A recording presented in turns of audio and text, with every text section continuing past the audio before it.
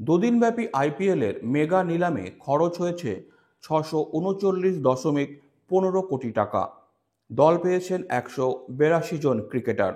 কিন্তু অবাক করা বিষয় হলো, এই বিশাল নিলামের তালিকায় থাকা ১২ জন বাংলাদেশি ক্রিকেটারের কেউ কোনো দল পাননি।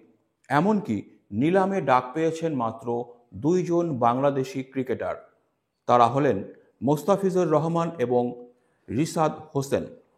কিন্তু তাদের নাম ঘোষণার পরও কোনো দল তাদের জন্য দর হাঁকেনি। ফলে তারা রয়ে গেলেন আনসোল্ড তালিকায়। কিন্তু প্রশ্ন উঠছে, কেন এমনটা হলো? মোস্তাফিজুর রহমান, যিনি ২০১৬ সালে আইপিএলে অভিষেকেই হায়দরাবাদের হয়ে চ্যাম্পিয়ন হওয়ার পথে গুরুত্বপূর্ণ ভূমিকা রেখেছিলেন, তার প্রতি এবার কেন আগ্রহ দেখালো না কোনো দল? প্রথম আসরেই সেরা উদীয়মান খেলোয়াড়ের পুরস্কার জয়ী মুস্তাফিজ আইপিএলের মতো একটি মঞ্চে ধারাবাহিকভাবে নিজের প্রতিভার ছাপ রেখেছেন। ২০১৬ সালে ১৬টি ম্যাচে ১৭টি উইকেট নিয়ে হায়দরাবাদকে শিরোপা জিতিয়েছিলেন। এরপর Mumbai Indians, Rajasthan Royals, Delhi Capitals এবং চেন্নাই সুপার কিংসের মতো শীর্ষ দলগুলোতে সাফল্যের সঙ্গে খেলেছেন। কিন্তু সাম্প্রতিক সময়ে তার ফর্ম নিয়ে প্রশ্ন উঠছে। গত ভারত সফরের ৩ ম্যাচের টি-২০ সিরিজে মুস্তাফিজের ১১.২৭ ইকোনমিক রেটে কেবল ৪টি উইকেট নেওয়ায় ফ্র্যাঞ্চাইজিগুলো তার প্রতি হয়তো আস্থা হারিয়েছে। তাছাড়া তার বেস্ট প্রাইস ২ কোটি টাকা, যা অনেক দলই অতিরিক্ত বলে মনে করেছে। মুস্তাফিজের ফর্মের সাথে বিসিবির আচরণও দলগুলোর সিদ্ধান্তে প্রভাব ফেলেছে। গত মরশুমে চেন্নাই সুপার কিংসের হয়ে দুর্দান্ত ছন্দে থাকলেও হঠাৎ তাকে বাংলাদেশ দলের খেলার জন্য তুলে নেওয়া হয়।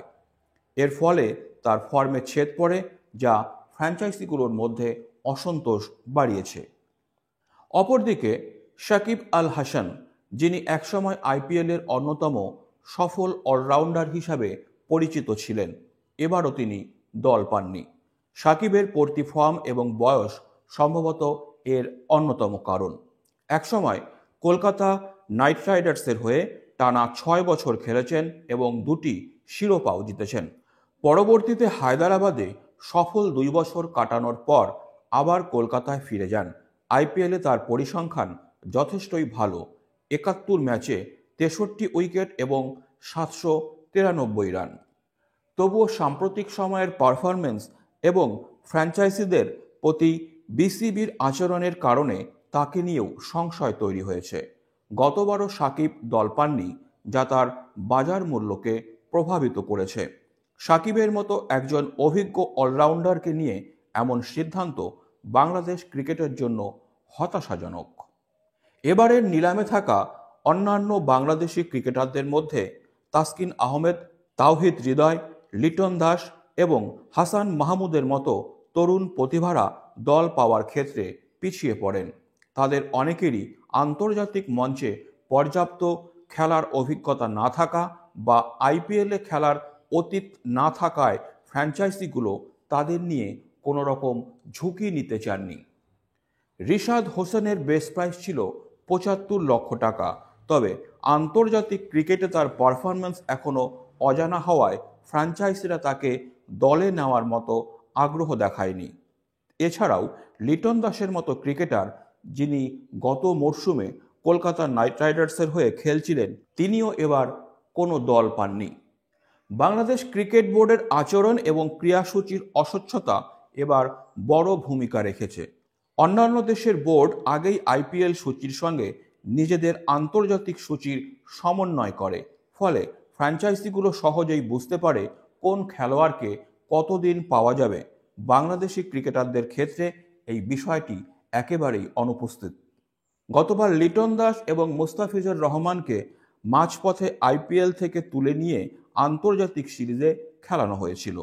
এতে ফ্র্যাঞ্চাইজিগুলোর প্রতি বাংলাদেশ ক্রিকেট বোর্ডের উদাসীন মনোভাব স্পষ্ট হয়ে ওঠে। আইপিএল দলগুলো কেবল পারফরম্যান্স নয়, পেশাদারিত্ব এবং নির্ভরযোগ্যতাকেও গুরুত্ব দেয়। বাংলাদেশের ক্রিকেটারদের ঘিরে এমন অনিশ্চয়তা তাই তাদের প্রতি ফ্র্যাঞ্চাইজিগুলোর আস্থা কমিয়ে দিয়েছে।